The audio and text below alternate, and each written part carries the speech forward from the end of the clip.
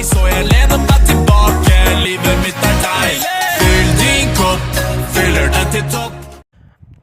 Oke, assalamualaikum warahmatullahi wabarakatuh. Di pertemuan video ke-7 kali ini, saya akan membahas tentang apa itu pajak masukan dan apa itu pajak keluaran.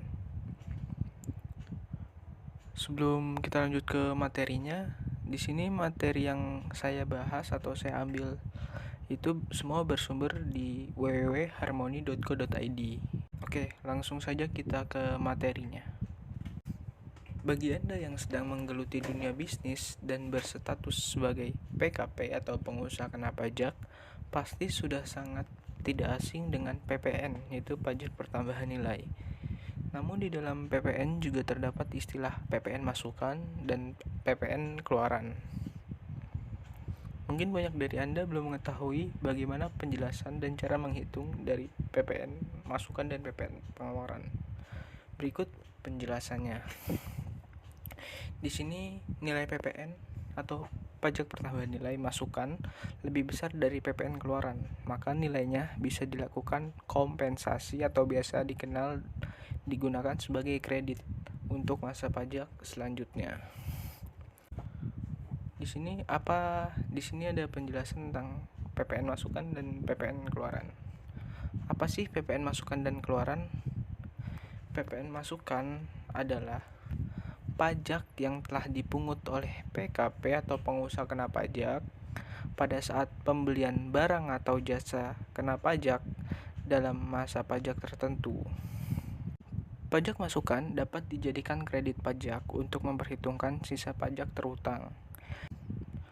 Singkatnya, jika pemilik usaha sebagai PKP pengusaha kena pajak melakukan pembelian barang, lalu barangnya ada unsur PPN pajak pertambahan nilainya, maka itu menjadi pajak masukan bagi pemilik usaha. Kemudian ada PPN keluaran. PPN keluaran adalah pajak yang akan dipungut ketika PKP melakukan penjualan barang atau jasa kena pajak dalam masa pajak tertentu. Setiap pemilik usaha yang sudah menjadi PKP atau pengusaha kena pajak wajib mengenakan pajak atas barang atau jasa yang dijualnya. Di akhir masa pajak, pengusaha kena pajak harus menghitung besaran PPN keluarannya untuk dibayarkan ke kantor pajak.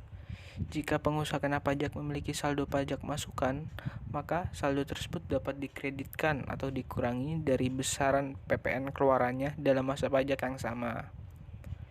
PPN terutang sama dengan PPN keluaran dikurang PPN masukan. Dalam hal ini, nilai PPN keluaran lebih besar daripada PPN masukan, maka hal itu disebut kurang bayar dan nilainya harus disetorkan dan dilaporkan ke kantor pajak. Namun, jika dalam satu masa pajak tertentu, nilai pajak masukan lebih besar daripada PPN keluaran atau lebih bayar, maka nilainya bisa dikompensasikan untuk masa pajak berikutnya. Di sini ada contoh perhitungan kurang bayar. Di bulan Februari 2019, untuk menambah stok yang sudah ada, pengusaha kena pajak melakukan pembelian barang persediaan sejumlah 100 unit kaos dengan harga satuannya Rp70.000, belum termasuk pajak pertambahan nilainya. Total pembelian sama dengan 100 unit kaos dikali 70.000 sama dengan Rp7.000.000. PPN masukannya sama dengan Rp7.000.000 dikali dengan 10%, maka PPN-nya Rp700.000.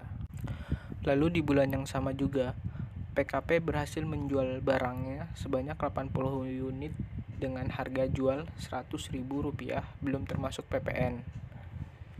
Total penjualannya 80 dikali Rp100.000 sama dengan 8 juta. PPN keluarannya 8 juta dikalikan 10% sama dengan Rp800.000. Maka perhitungan pajak terutang untuk masa pajak Februari 2019 adalah sebagai berikut. PPN terutang sama dengan PPN keluaran dikurang PPN masukan. PPN terutang sama dengan Rp800.000 dikurangin Rp700.000 sama dengan Rp100.000. Jadi, nominal Rp100.000 inilah yang harus disetorkan dan dilaporkan pengusaha kena pajak ke kantor pajak. Oke, di video ke-7 kali ini itulah materi yang bisa saya sampaikan. Bila ada kekurangan atau salah-salah kata, saya pribadi mohon maaf. Billahi taufiq wal hidayah. Wassalamualaikum warahmatullahi wabarakatuh.